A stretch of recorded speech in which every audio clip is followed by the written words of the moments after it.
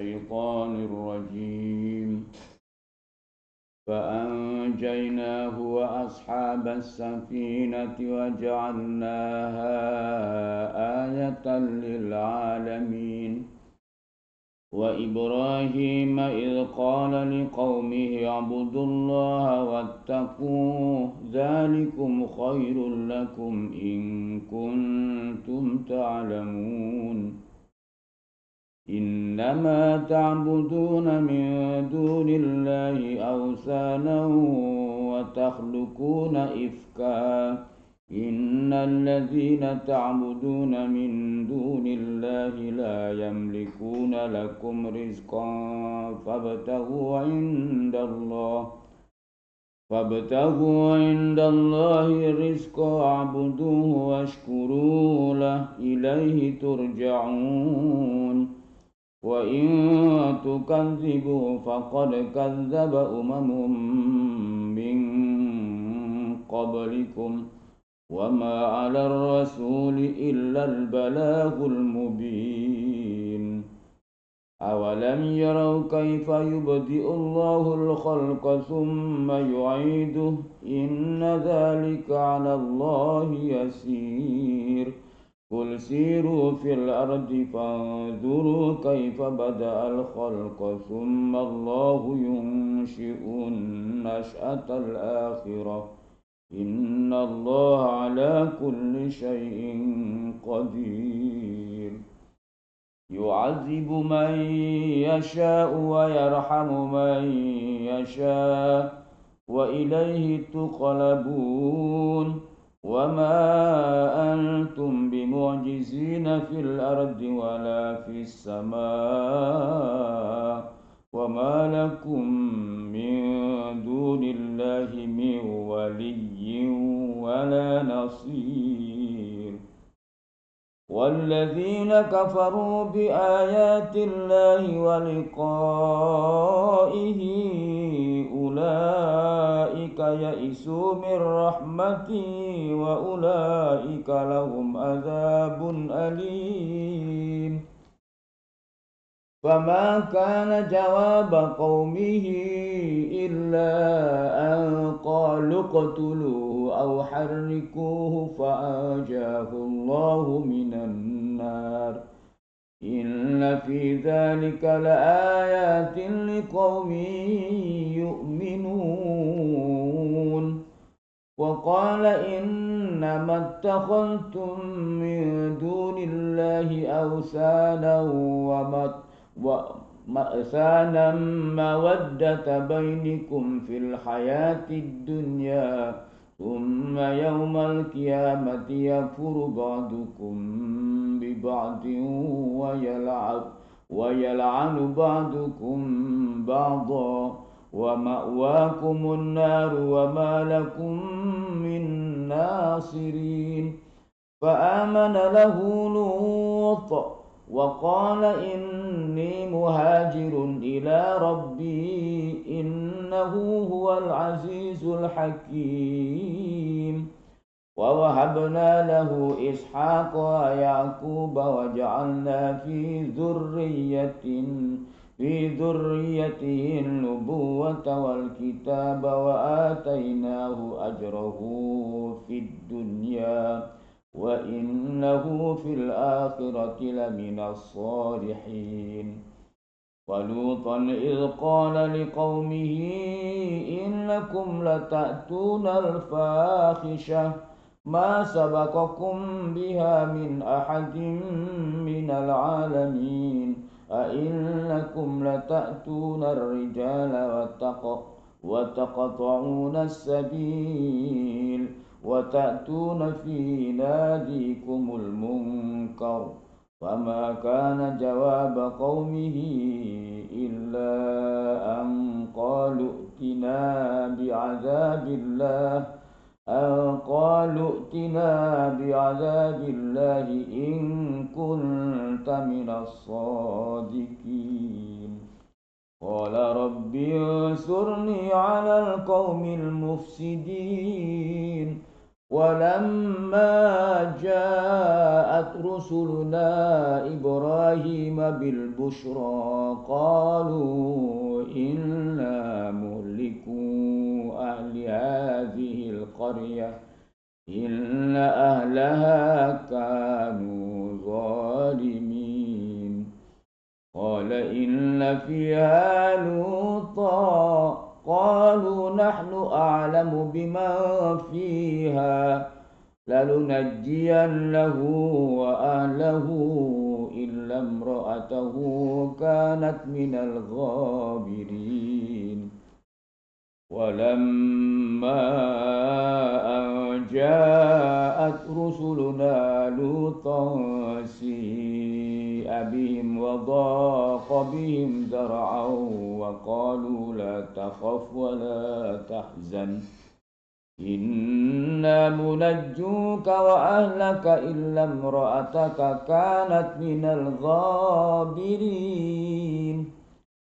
إنا منزلون على أهل هذه القرية رجزا من السماء بما كانوا يفسقون ولقد تركنا منها آية بينة لقوم يأكلون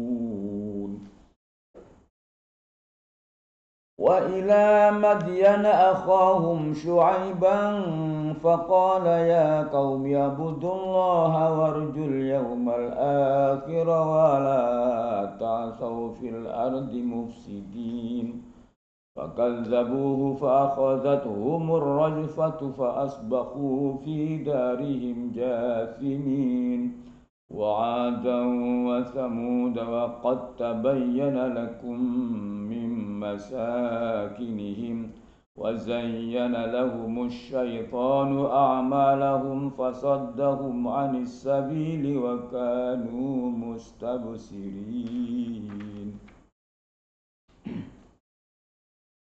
وقارون وفرعون وهامان ولقد جاءهم موسى بالبينات فاستكبروا في الأرض وما كانوا سابقين فكلا أخذنا بذنبه فمنهم من أرسلنا عليه حاسبا ومنهم من أخذته الصيحة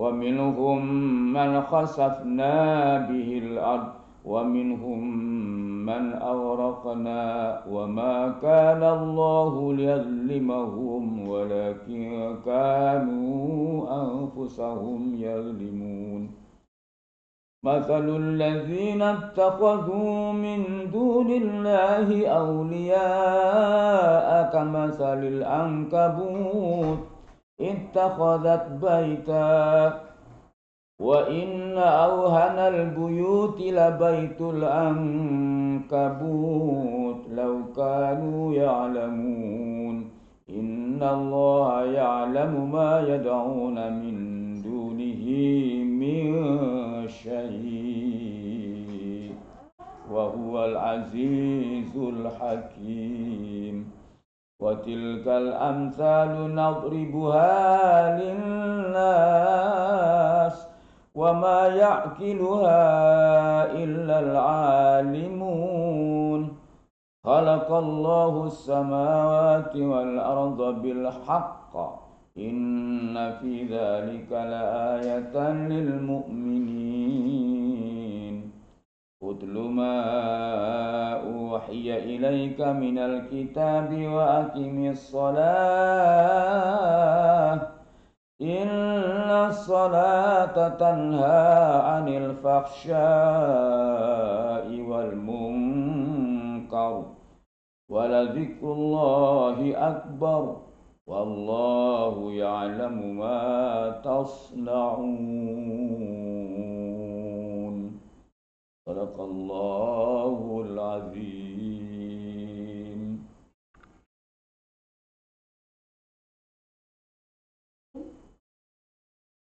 Saya membaca juz 1920.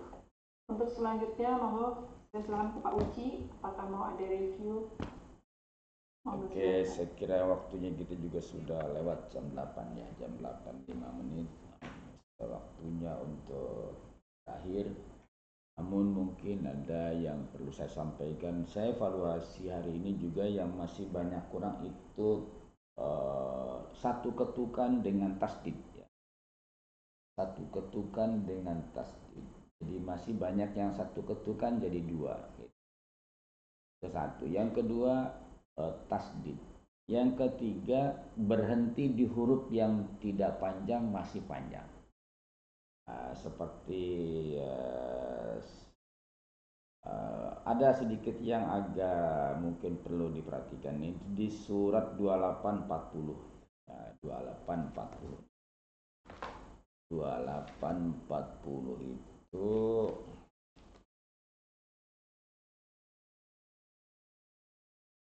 karena ini berhenti di mim tasdid. فأخذناه وجنوده فنبذناهم في اليم. Itu yam. Tetap ada gunnah di situ ya. Tidak. Ayat 40.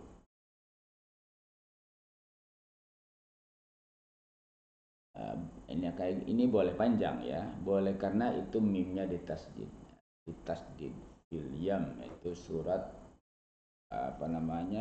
surat 28 ayat 40 ya.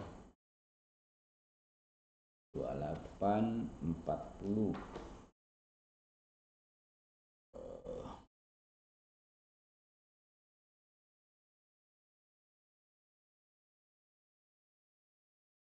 Jadi tetap mimnya itu tetap digunakan. Tidak fil yam ya. Fakhalnahu wa junudahu fanabalnahum fil yam. Coba ketukan. Fil yam. Itu. Coba ketukan. Tidak fil yam, tapi fil yam. M-nya itu karena kecuali umpamanya mimnya tanpa tasdid, umpamanya fil yami, tidak fil yam. Kalau fil yami tanpa tasdid fil yam. Ini fil yam. Jadi tetap itu berhentinya digunakan ya, digunakan. Itu di surat 2840. Kemudian dari sisi kontennya di surat 2856 bahwa hidayah itu tetap dari Allah. Ya. Jadi kita harus mendudukkan kita. Jangan sampai itu si fulan itu dapat petunjuk dari saya. Itu pasti dari Allah. Nabi saja tidak berkuasa memberikan petunjuk. Nabi itu. Nabi hanya menyampaikan. Itu Nabi hanya menyampaikan. 2856. Itu ya. 2856 itu Allah mengatakan apa? Innaka la tahdi. Sesungguhnya engkau, maksudnya kepada Rasulullah, innaka la tahdi, tidak bisa memberi petunjuk man ahbabta, kepada orang yang kamu cintai. Itu Nabi ditegur oleh Allah itu. Karena Nabi pengen Abu Jahal, Abu Lahab itu pamannya itu dapat petunjuk. Tidak akan dapat petunjuk. Tidak bisa memberi petunjuk. Tapi walakin Allah, akan tetapi Allah yahdi mayyasha, memberikan petunjuk kepada orang yang dia kehendaki. Kepada orang yang dia kehendaki. Lalu Allah mengatakan wa huwa a'lamu bil muhtadin, dan dia Allah tahu, sangat tahu, a'lamu itu sangat tahu kepada orang yang mau menerima petunjuk. Jadi di sini ada kesediaan dari yang bersangkutan. Jadi Allah tuh ngasih tuh kepada orang yang ada kesediaan menerima. Jadi kepada orang yang tidak mau, ya Allah juga nggak mau, karena nanti dibuang juga sama dia.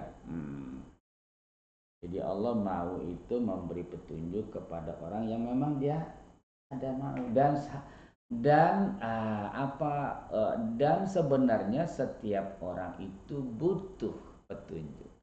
Sebenarnya gitu, butuh. Jadi ada di dalam diri manusia itu ada kebutuhan itu. Cuma dia mau membuka apa enggak. Jadi ini Rasulullah sendiri diingatkan, kamu tidak bisa memberi petunjuk kepada orang sekalipun kamu cintai, kamu senang. Paman kamu, itu Abu Jahal, Abu Lahab itu kan paman kamu pasti senang banget, mau banget gitu kan. Lalu kamu mau memberi petunjuk pada dia, nggak bisa. Yang memberi petunjuk tetap saya, dan saya tahu apakah orang itu mau mendapatkan petunjuk atau tidak. Jadi di sini Bapak dan Ibu sekalian, jadi harus ada kemauan dari yang bersangkutan. Jadi poinnya di situ. Karena nah lalu Nabi tugasnya apa? Tugas Nabi itu hanya menyampaikan. Hanya menyampaikan saja. Menyampaikan petunjuk. Adapun setelah disampaikan dia mau ngambil atau enggak itu terserah pada setiap orang.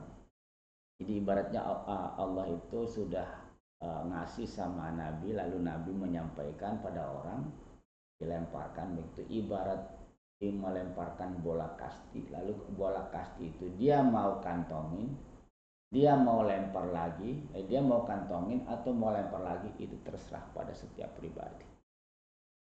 Ini yang dimaksud petunjuk tuh hidayah ya Pak Uji ya? Ya, jadi hidayah itu tetap dari Allah, bukan dari siapa-siapa, bukan dari orang, tetap dari Allah. Lalu kata Allah, saya tahu siapa yang mau mendapatkan petunjuk. Jadi petunjuk itu harusnya disongsong, dicari, diupayakan, gitu. Jadi tidak diam saja gitu. Jadi kita harus berangkat, harus menjemput hidayah.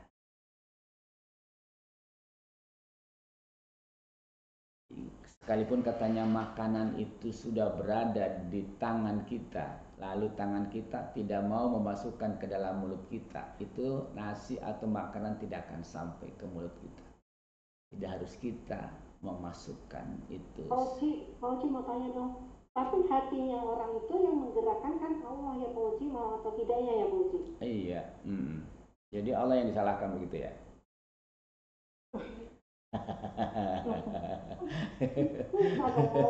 Padahal udah diajarin tapi kok nggak nurut gitu ya Pak Uji? Iya, iyalah. Jadi Allah dengan orang itu yang tahu orang ini mau apa enggak. Ya seperti sekarang Ibu, kita tahu obat itu perlu nggak bagi orang yang sakit. Perlu, tapi dia tidak mau minum.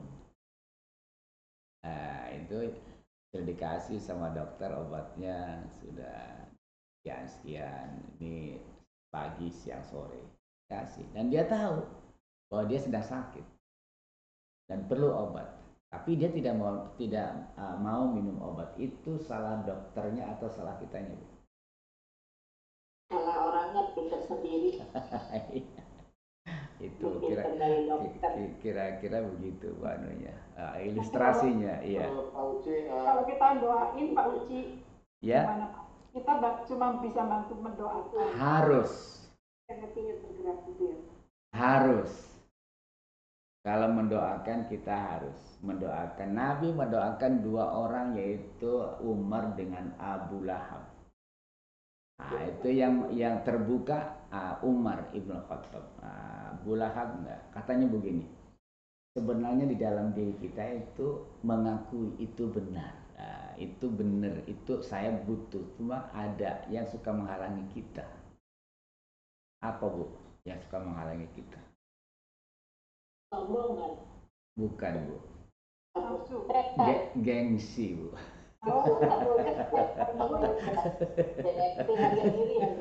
Gengsi itu mahal Bu. Gengsi itu mahal banget itu. Biayanya banyak gengsi itu. Iya, iya. Jadi iya ya. Terima kasih Coach. Iya. Terkait dengan tadi pertanyaan dari Bu Chandri ya, itu kan yang menggerakkan selama ini kan dalam bayang kita Pak ya. Iya. Sudah dalam takum kita itu Pak, hati itu kan digerakkan, kita dibolak-balik oleh Allah Pak. Nah, sementara yang Bapak sampaikan memang manusia harus ikhtiar Pak ya, harus menjemput bola. Iya, iya. Ini selama ini kan bukan di bayangan kita itu tetap kalau kita ikhtiar juga, kalau nggak digerakin sama Allah ya nggak bisa juga gitu kan. Iya. Iya. Bagaimana Pak ya? Membolak-balikkan hati itu. Di surat As-Sams, manusia itu di dalam dirinya itu ada dua potensi. Amma yatasaalun. Ada dua potensi. Potensi itu mau kita pakai atau enggak. Wasyams. Iya. Asyam apa enggak Pak? Asyam Bu. Wasyamsi wa duhaha wal qamari idza talaha. Wasyamsi wa duhaha. Iya. Idza talaha terus wan nahari idza jallaha. Terus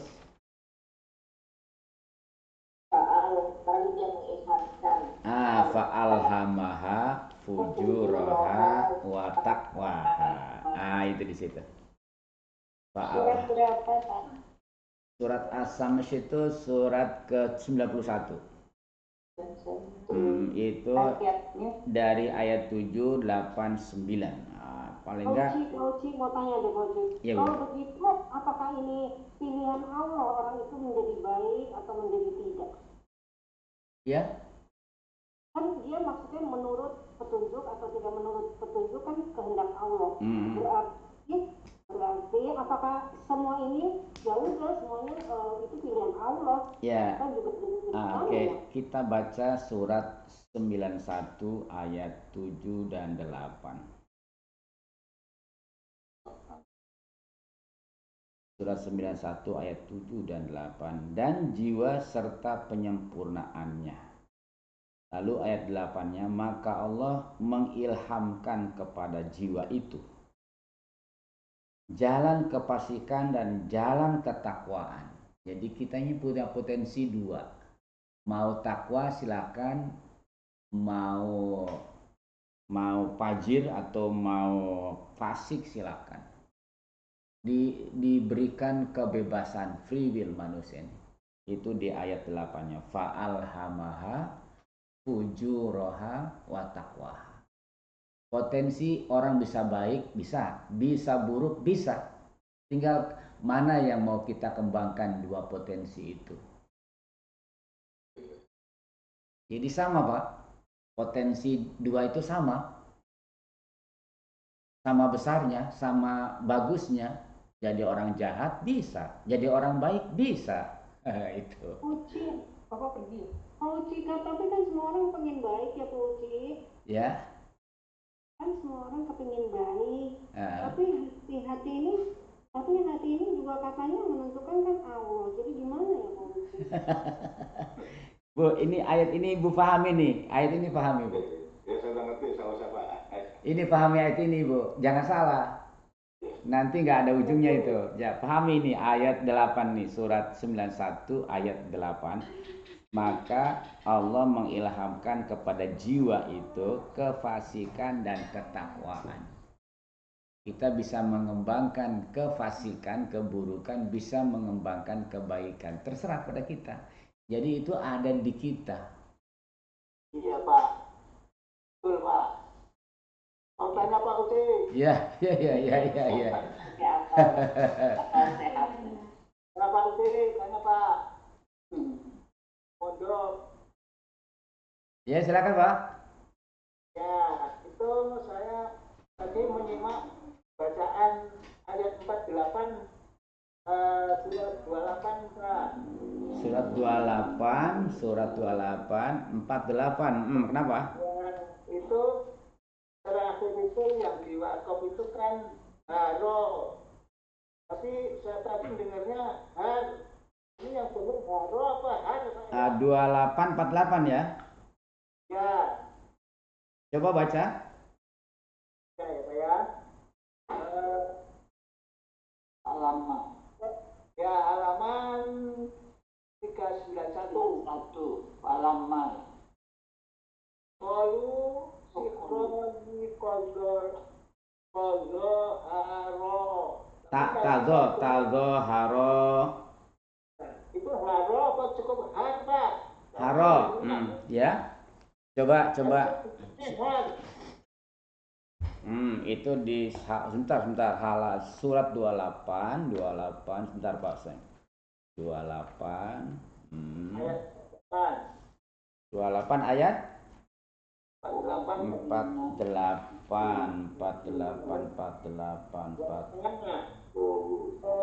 Sikroni tazo haro apa tazo haro. Oh kan ada kalau tanpa alif tazohar.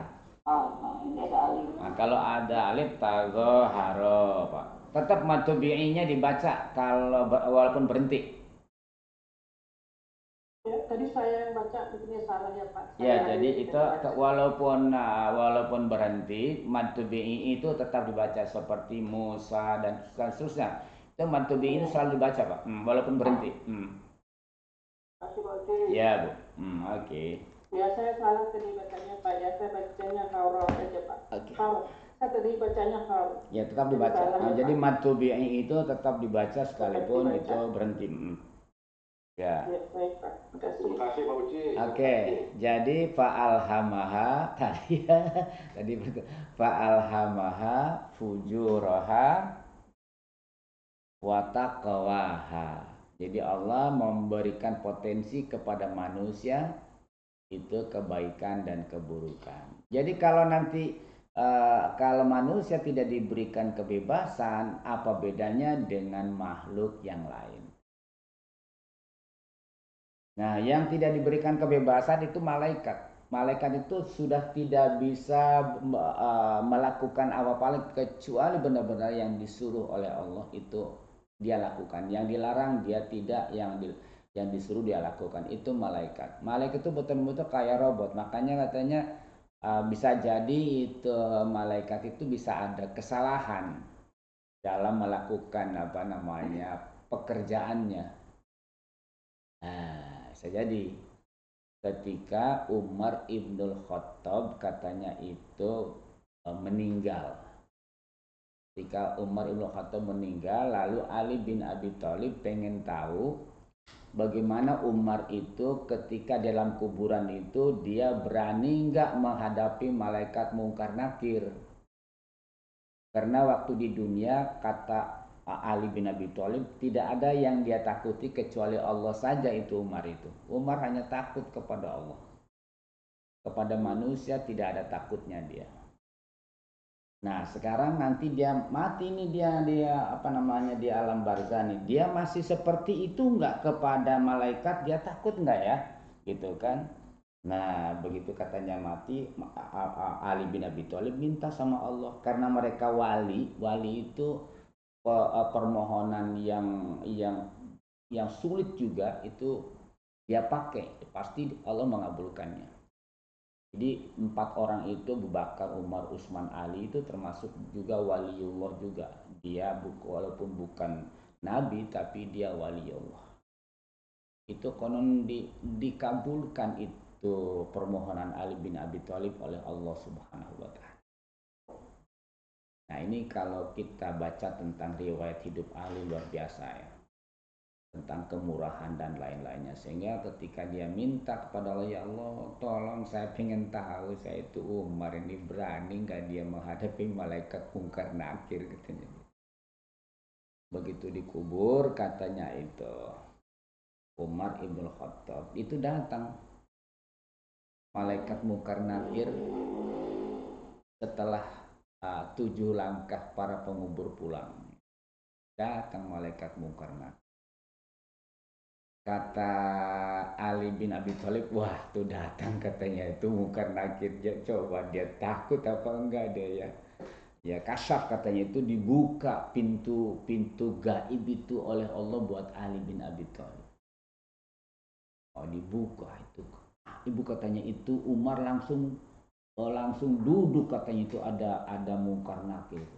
Begitu duduk katanya, coba katanya Ali sudah aja nih, sudah pengen tahu nih. Konon begitu dia menghadap ke malaikat mungkar nakir itu katanya Bu, matanya itu seperti kendil. Tahu nggak Bu kendil Bu?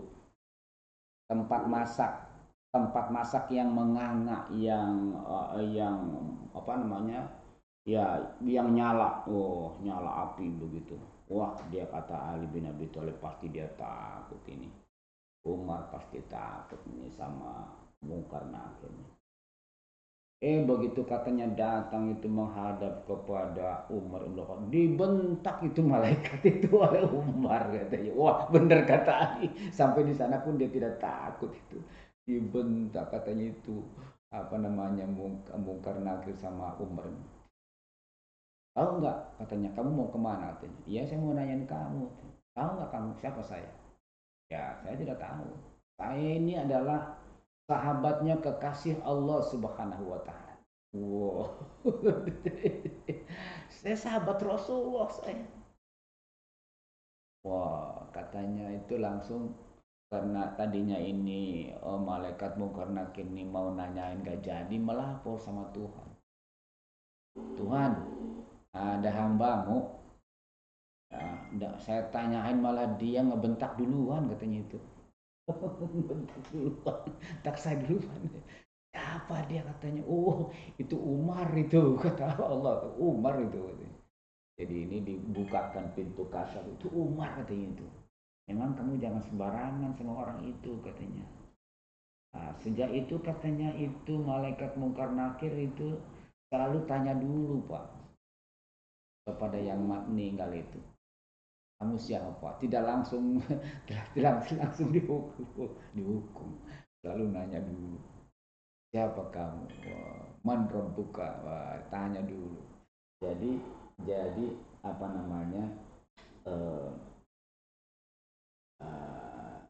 Umar itu luar biasa, saking sampai katanya gini Bapak.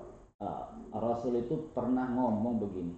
Ketika pernah ngomong, kalau ada nabi setelah saya, yang pantas jadi nabi itu dia, Umar. Saking jujurnya, lurus dia, bukan main dalam kehidupan ini. Itu luar biasa itu. Umar itu subhanallah. Jadi yang namanya tadi sifat-sifat apa ya? Tadi apa tadi sih? Yang ya pokoknya luar biasa lah Umar itu kejujurannya. Sampai setan pun itu malu sama Umar. Setan itu malu sama Umar. Itu ada para wanita sedang minta jawaban kepada Rasulullah tentang beberapa pertanyaan begitu, sedang kumpul para wanita. Tiba-tiba datang Umar. Itu para wanita itu kemudian minggir, ada Umar katanya. Gitu kan, ada Umar, kita nggak enak ada Umar. Kita nanya-nanya soal wanita, ada Umar, kita katanya nggak enak. Lalu Nabi ngomong, jangankan katanya wanita katanya, yang malu sama Umar katanya, setan pun malu, takut sama Umar katanya. Itu setan pun katanya itu malu sama Umar itu. Itu luar biasa Pak. Jadi makanya ketika dia meninggal habis ditusuk sama siapa, Muljam ya, Muljam atau Abu Lu'lu kalau nggak salah ya, Abu Lu'lu yang membunuh Umar ketika dia mau jadi imam itu Umar cuma satu yang dia pikirin itu, tolong sampaikan kepada Aisyah istrinya Rasulullah, boleh nggak saya dikubur dekat dengan Rasulullah. Nah, itu aja, luar biasa. Jadi ini sudah takdir saya terbunuh. Nah, boleh nggak saya dikuburkan di situ. Itu sambil katanya darah mengalir dari perutnya. Itu hanya itu yang dia minta. Lalu ada laporan, Umar, boleh katanya itu kamu dikubur dekat dengan Rasulullah. Subhanallah, itu Umar. Jadi itu orang yang tadinya penyembah berhala yang luar biasa, begitu masuk Islam orang yang paling hebat dalam Islam, Umar Ibnul Khattab. Nah itu apa? Jadi orang mau menerima petunjuk itu dari yang bersangkutan. Bagaimana dalam diri manusia itu tidak ada yang tahu kecuali Allah dan yang bersangkutan. Jadi ada Bapak dan Ibu sekalian, ada rahasia dalam setiap jiwa manusia, itu hanya dia dengan Allah. Nah, itu hanya dia yang tahu. Oke, segitu aja. Oke, sudah lewat sudah lewat, soalnya sudah jam 8:30 soalnya Pak, kasihan. Kita tuh lagi asik aja. Iya, enak ya dunia ya. 8:30. Berarti Pak Uci akal kali ya Pak Uci, manusia diberi akal. Iya, itu nanti itu dibahaslah manusia itu siapa. Manusia itu adalah makhluk yang paling sempurna, kan ada akal, ada perasaan, ada segala macam. Betul, Bu. Jadi sudah lengkap untuk bisa menerima petunjuk. Sudah lengkap. Sehingga manusia itu kalau dia tahu, kalau dia bisa menggunakan segala macam, pasti dia akan mengatakan mana yang baik, mana yang buruk, itu dia tahu persis. Itu manusia. Jadi potensi yang ada pada diri manusia itu sangat sempurna. Nah, nanti kita akan bicarakan itu tentang ruh manusia dalam Quran. Ruh manusia. Nah, dari situ. Lingkungan juga menentukan pembentukan jiwanya ya Pak ya? Bisa juga, lingkungan juga bisa. Nanti ada di dalam Al-Quran itu, kita tidak boleh menyalahkan orang tua kita tentang ketuhanan. Itu di surat 7 ayat 172, 173. Itu di ayat 173-nya, kita tidak boleh menyalahkan orang tua kita tentang ketuhanan. Umpamanya orang tua kita Buddha, lalu kita jadi Buddha, lalu kita nyalahin orang tua kita. Itu nggak boleh. Orang tua kita Nasrani, lalu kita jadi Nasrani. Nanti di akhirat, Tuhan, salah orang tua saya membawa saya ke Nasrani. Itu tidak boleh kita menyalahkan orang tua kita. Jadi soal ketuhanan itu sangat pribadi sekali. Jadi harus mencari setiap orang bertanggung jawab terhadap dirinya sendiri. Jadi orang tua jangan dibawa-bawa. Jadi tidak boleh kita menyalahkan orang tua kita soal ketuhanan ya. Tapi kalau soal yang lain ada pengaruh. Kalau soal yang lain, umpamanya lingkungannya pencuri, lalu kita bisa mencuri, itu bisa lingkungan itu bertanggung jawab. Kena juga tanggung jawabnya. Tapi kalau ketuhanan itu disuruh mencari sendiri. Kenapa? Karena pada diri manusia sudah ada sifat ketuhanan. Jadi contohnya kalau manusia itu dalam keadaan kesulitan, itu pasti manusia itu akan mencari datang pada Tuhan, mencari Tuhan, seperti contoh di surat 17.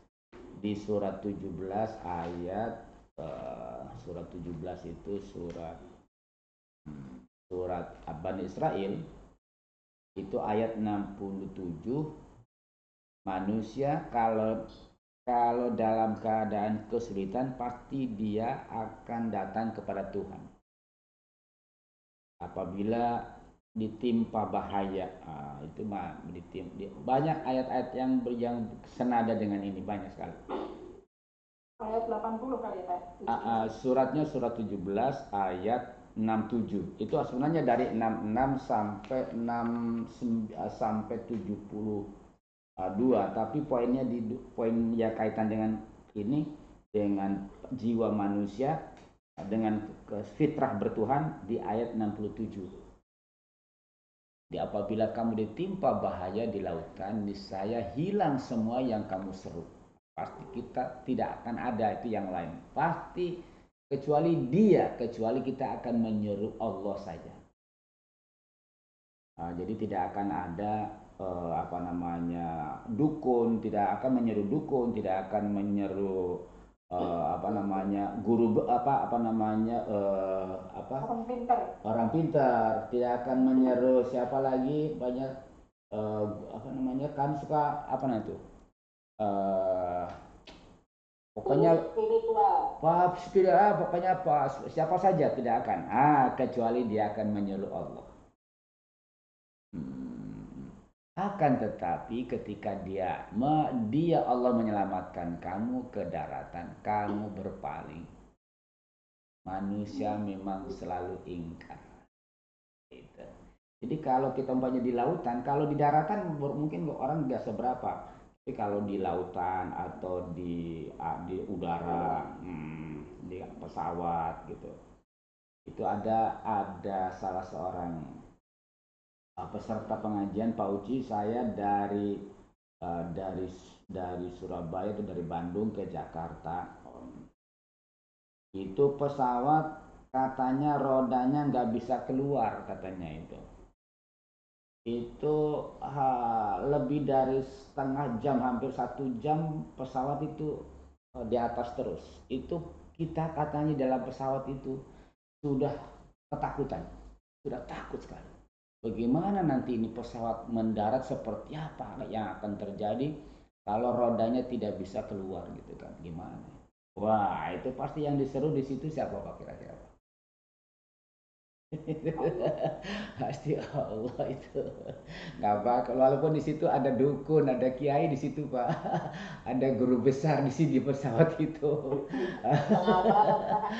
ada yang bisa silat, 4 macam persilatan di dalam pesawat itu, nggak bakal diminta itu, nggak bakal diminta itu, pasti kepada Allah semuanya itu. Ya, tapi begitu turun selamat pesawat itu, begitu selamat cuma baca alhamdulillah terus lupa, alhamdulillah terus setelah itu lupa, padahal Allah yang menyelamatkan kita itu. Cara Allah menyelamatkan itu memang tidak kelihatan, halus sekali, tidak kelihatan. Itu sifat ketuhanan yang ada pada diri manusia keluar kalau ada bahaya. Kalau nggak ada bahaya seperti sekarang ini kita jalan gitu kan, jalan ya nyantai-nyantai aja gitu. Kalau kita, apalagi kita sedang makan makan banyak, kita sedang pesta makan begitu, wah itu lupa itu Allah itu. Bahkan mau makan pun kita tidak baca basmalah lagi, langsung wah mantap. Apalagi kita mau makan durian bagus, durian pisang bagus, itu langsung itu seolah-olah pisang itu nongol sendiri begitu kan. Itu. Jadi tidak ingat kepada yang menciptakan durian, itu mangga atau pisang begitu, ikan, ayam, gitu, dan seterusnya. Masih ingat. Masih Bu? Kenapa Bu?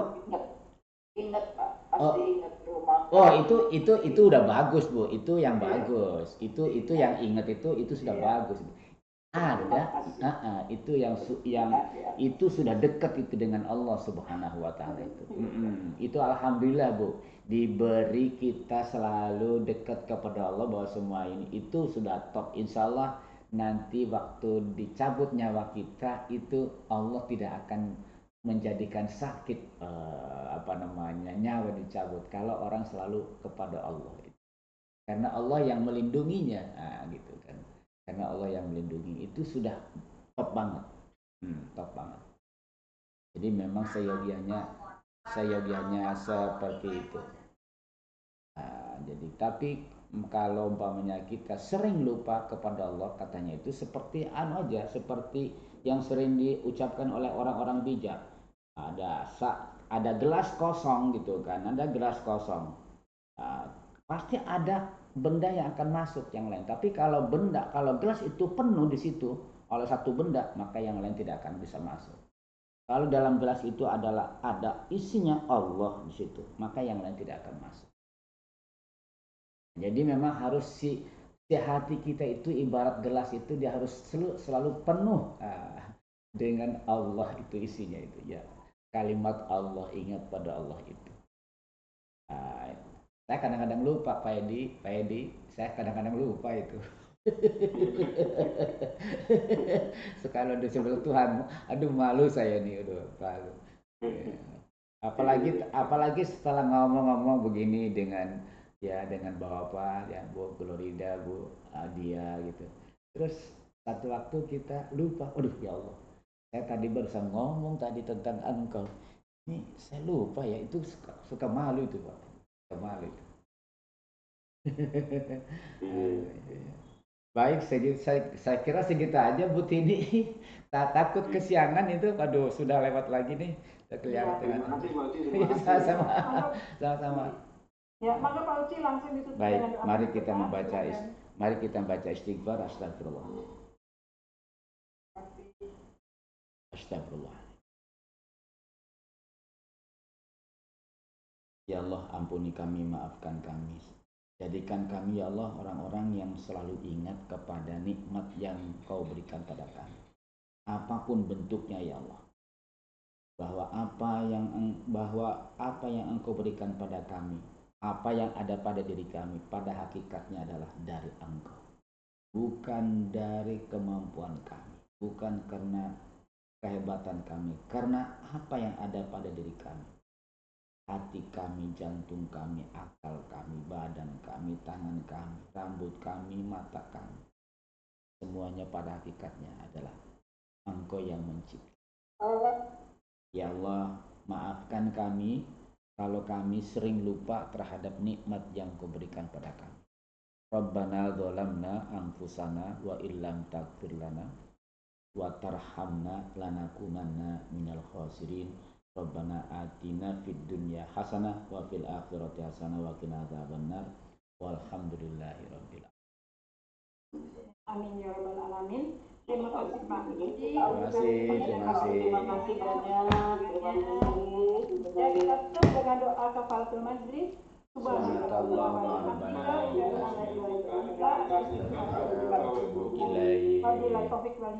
Wassalamualaikum warahmatullahi wabarakatuh. Waalaikumsalam warahmatullahi wabarakatuh. Terima kasih semuanya, terima kasih atas kebersamaannya, terima kasih. Recording stop, kalian, makasih. Berdoa, Pak Budia. Ini menutup.